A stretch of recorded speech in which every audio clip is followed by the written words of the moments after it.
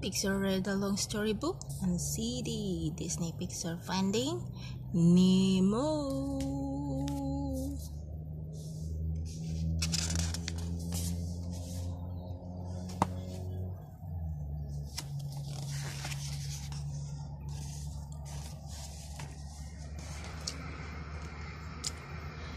Nemo was a little clownfish who lived a quiet life with his dad Marlin. On the great barley reef, Nemo longed for adventure, but Marlin worried about the danger of the ocean. He barely let Nemo out of his sight.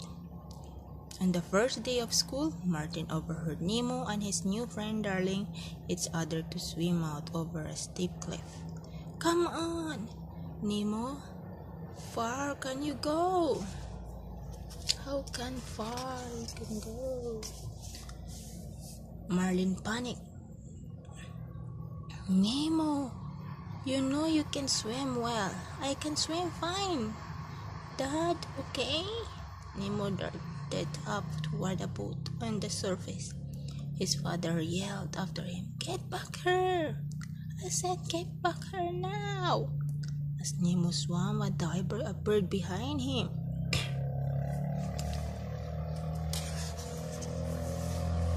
The diver pulled out a net and caught Nemo. Then he returned to his boat and sped off, accidentally knocking one of his masts overboard. Marlin chased after the boat, but it was too fast. "Nemo! Nemo! No! No!" Marlin searched everywhere. "Has anybody seen a boat? Please!"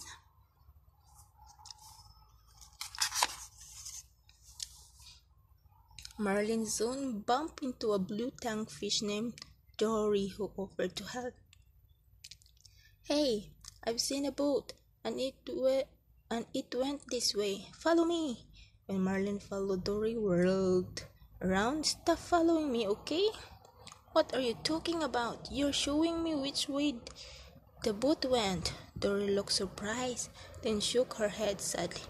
"I'm so sorry. See, I suffer from short-term memory loss." Figuring Dory could not help him, Marlin turned to leave and found himself face to face with a shark.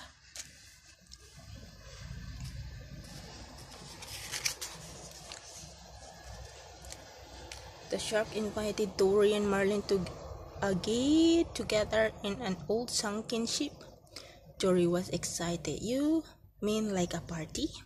Inside the ship were two other sharks, and together they pledged, "I am a nice shark, not a mindless eating machine. Fish are friends, not food." As they spoke, Marlin looked up and saw the diver mask. Dory noticed some writing on the strap. "It might be a clue to help them find Nemo." Marlin and Dory quickly left the party, carrying the mask.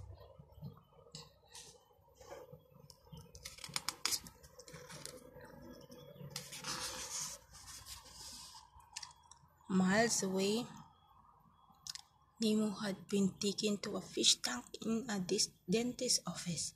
A goofy gang of tropical fish lived there. The fish and their friends Nigel, a pelican, passed the time by watching the dentist work. That night, Nemo learned that he would be given to Darla, the dentist's niece.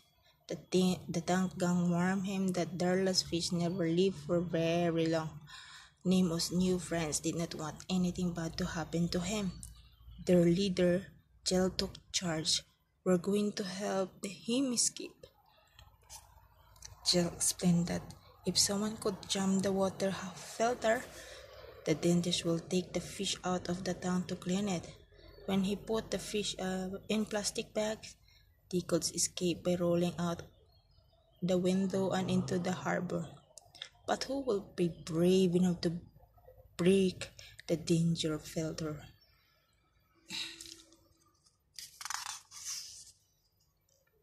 Deep in the ocean, Dory and Marlin were in a dark canyon. Marlin struggled to hold on to the light antenna of a dangerous anglefish so that Dory could read what was written on the mask. Fisherman, 42 Wallaby Way, Sydney. All of a sudden, the anglerfish got lost. Duck! The giant fish crashed about them, wedging himself between the mast and a rock. Marlin breathed a sigh of relief. This was turning out to be quite an adventure.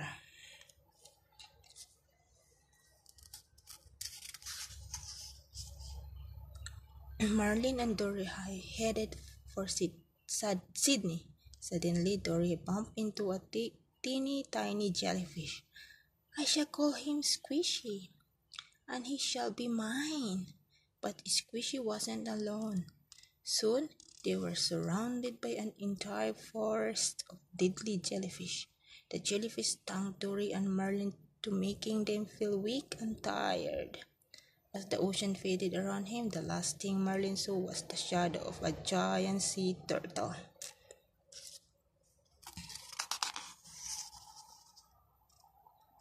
When Marlin woke up, he was lying on the sea turtle shell. The turtle introduced himself, dude, named Crush.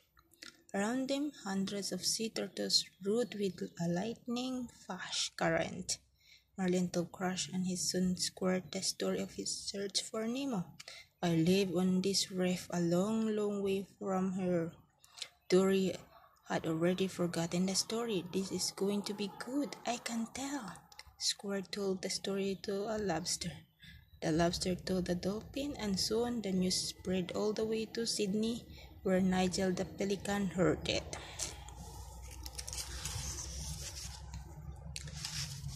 Nigel sped off to the dentist's office to tell Nemo. Your dad's been fighting the entire ocean looking for you.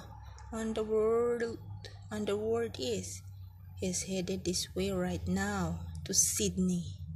Really? Nemo could not believe his dad was so adventurous.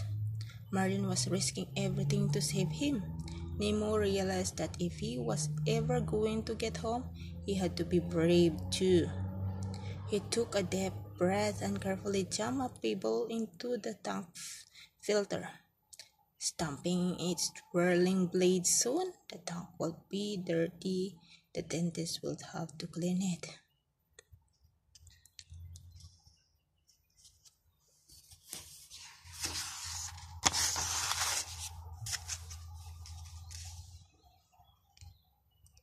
But in the morning, the tank was still clean. The filter had been changed during the night, ruining their escape plan. Then the dentist slipped a net into the water, capturing Nemo. Help me! Thinking fast, the child charged into the net and shouted to Nemo, swim down! He did, pulling down the net and skipping straight into the plastic bag the dentist was holding. The dentist started to handle the bag, but then he saw Nemo inside. Belly up! Nemo winked at his friends. He was only pretending to be dead. The gang shared. He's going to get flushed down the toilet. He's going to get out of here.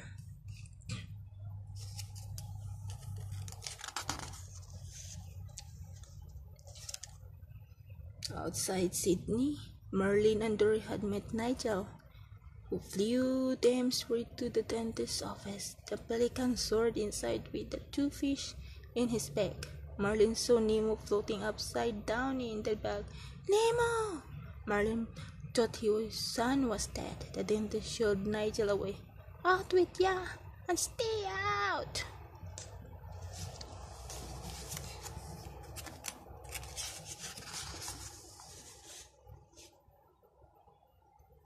Nigel returned to the harbor. He dropped Marlin and Dory into the water. Marlin swam out to sea, leaving Dory. We were too late. I'm going home now. After Marlin left, Nemo swam out of a nearby pipe. He had been flushed. Nemo spotted Dory swimming in circle. Are you alright? I'm Nemo. You're Nemo? Dory hugged him happily.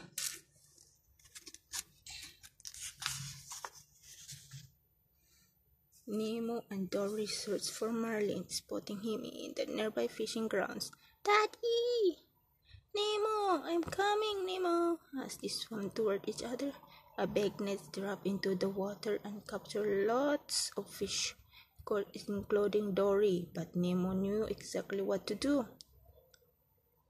Tell all the fish to swim down. Nemo even swam inside the net to help. Together the fish swam down until the net broke. Everyone was free.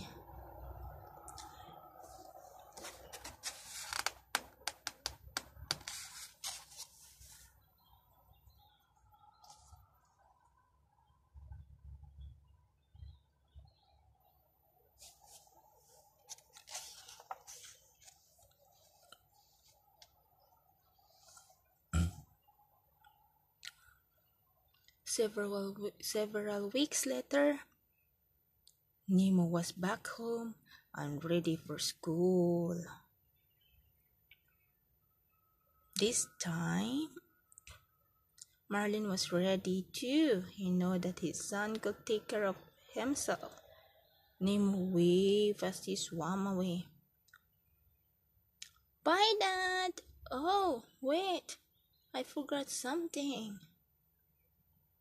He swam back and hugged Marlin. I love you, Dad. Marlin smiled. I love you too, son. Now go.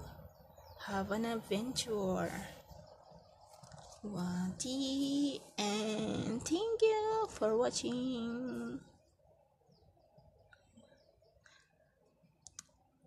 Don't forget to subscribe.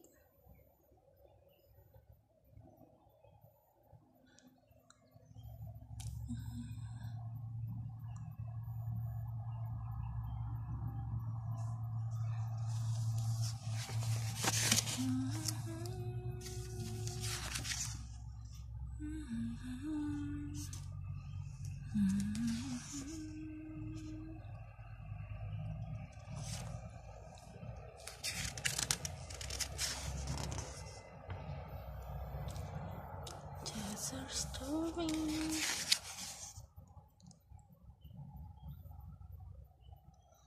Oh, scary face. Scary faces.